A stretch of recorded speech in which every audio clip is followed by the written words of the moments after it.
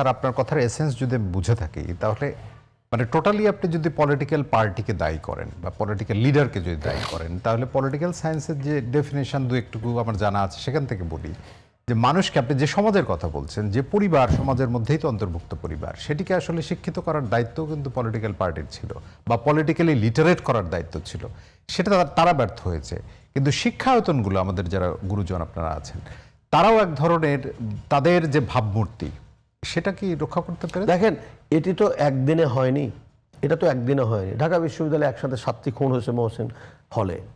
তার ছেলে, যার বাবাকে শহীদ রাষ্ট্রপতি জিয়া রহমান মাফ করে দিয়ে জীবন দিলেন, তার ছেলে এখন কথায় কথায় যে শব্দ চয়ন করে এবং তাকে নিয়ে ইসলামী যারা ইনসাফ কায়েম করতে চায় দেশে, তারা যখন তাকে দিয়ে বক্তৃতা দিয়ে কুরুচিপূর্ণ শব্দ প্রয়োগ করায়, বাধা দেয় না, তখন আপনি কিভাবে বলবেন আমি জানি না।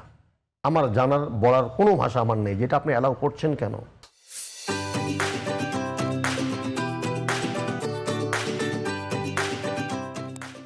কারণ একটা খারাপ কাজ হচ্ছে love brings the love, respect brings the respect and hates bring the hate. তা আপনি যখন বিরুদ্ধাচারণ করছেন, অগ্রহণযোগ্য বক্তব্য বলছেন, তখন আরেকজন উৎসাহিত হয়।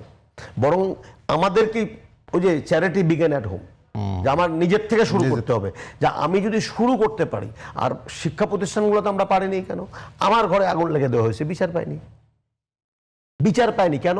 রাজনৈতিক বিবেচনায় যখন আমরা সিদ্ধান্ত গ্রহণ করি, তখন ন্যায় বিচার, সুশাসন এগুলো নিয়ন্ত্রণ করা কিন্তু কঠিন হয়। আপনি অপরাধীকে যদি অপরাধী হিসাবে চিহ্নিত করতে পারেন, সেই ব্যবস্থা যদি বাংলাদেশে পুনঃপ্রতিষ্ঠিত করা না যায়, তাহলে আপনি যতই আলোচনা করি না কেন, দায়ভার আমি স্যার এক্সটেন্ড করি যে বিএনপির একদম উচ্চ পর্যায়ের একজন নেতা এই সাম্প্রতিক সময়ে বলেছেন যে এই সরকার যদি সামহাও ব্যর্থ হয় তাহলে দেশ অন্ধকারে নিমজ্জিত হবে। এবং আপনি বলছিলেন যে আমাদের সমাজ, পরিবার থেকে শুরু করে, অর্থাৎ সঠিক ধারায় তো চলছে না, আপনার কথাই যদি বোঝা যায়, তাহলে আমাদের তো একটা স্বপ্ন জাগ্রত হয়েছিল, সেই স্বপ্নটা এখনো কতটা আছে? দেখেন, স্বপ্ন নষ্ট হয়েছে এমনটা আমি মনে করি না। কারণ স্বপ্ন যে নষ্ট হয়নি তার সবচেয়ে বড় এক্সাম্পল আমাদের সামনে আছেন মাননীয় প্রধানমন্ত্রী, যিনি এই মুহূর্তে সরকারকে নেতৃত্ব দিচ্ছেন এবং সংসদের নেতা উনি।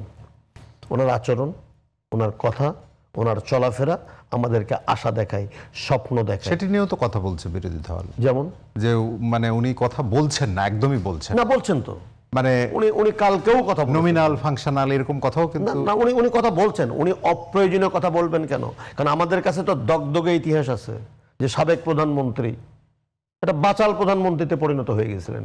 প্রধানমন্ত্রীকে রং হেডেড প্রধানমন্ত্রী বলা হয়েছিল হাইকোর্ট থেকে, এই অতিরিক্ত কথা বলার জন্য। তো একজন প্রধানমন্ত্রী, এবং এই যে তরুণ প্রজন্ম যখন এই পর্যায়ে কথা বলে, একজন প্রধানমন্ত্রী সম্পর্কে এই কথা বলে, তার মানে আসলে কথার কোনো আসলে সীমা।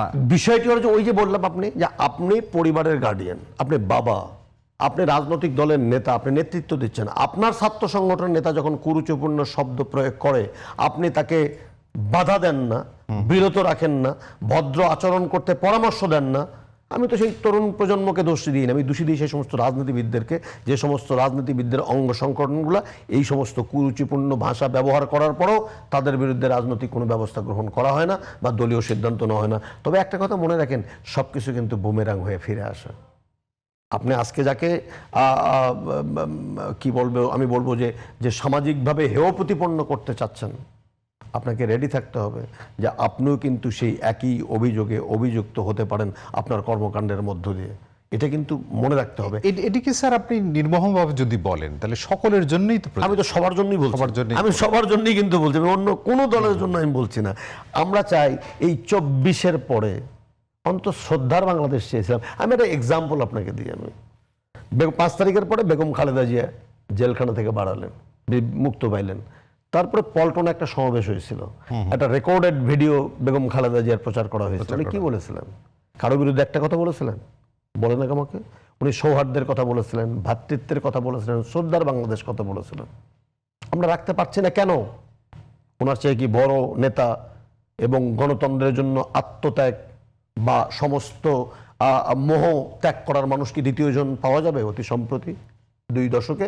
পাওয়া যাবে না। তো তিনি যদি সমস্ত কষ্ট দুঃখ ভুলে যদি উনি যদি ভ্রাতৃত্বের কথা বলতে পারেন, ঐক্যের কথা বলতে পারেন, সৌহার্দ্যের কথা বলতে পারেন, জনাব তারেক রহমান সমস্ত দুঃখ কষ্ট ভুলে গিয়ে তার জোট সঙ্গীর নেতা শপথ নেওয়ার পরে যদি বিরোধী দলীয় নেতার বাসায় যেতে পারেন, চিফ হুইপের বাসায় যেতে পারেন, তাহলে এগুলো তো রাজনীতির একটা পজিটিভ সাইন, পজিটিভ সিম্বল।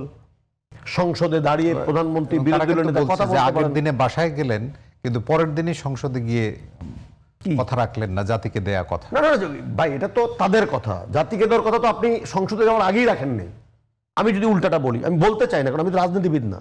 আমি যদি আপনাকে প্রশ্ন করি যে জাতিকে আপনি কথা দিয়েছেন ওই পার্লামেন্টের উত্তর প্লাজায় দাঁড়িয়ে, আপনি দক্ষিণ প্লাজায় দাঁড়িয়ে আপনি কথা দিয়েছেন যে আপনি 5% ইয়ে দেবেন, কি বলে, নারী নেতৃত্ব, আপনি দেননি তো।